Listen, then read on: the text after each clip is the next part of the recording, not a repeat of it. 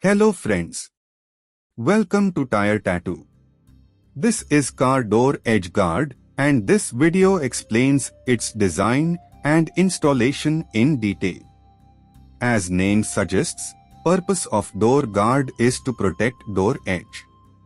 Sometimes during car door opening in closed spaces, car door might hit another car or near wall, which leads to door edge damage. Thickness of door guard is 5 mm and its unique design has extra protection lip that projects outside car door edge and provides 100% protection. Considering pasting strength, it comes with 3M tape, which is best in class.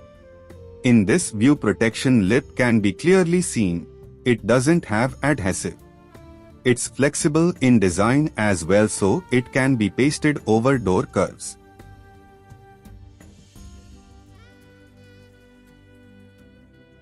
To install door guard, remove release paper. First, place door guard from upper side in such a way that protection lip remains projected outside. Follow same from bottom. And then press firmly.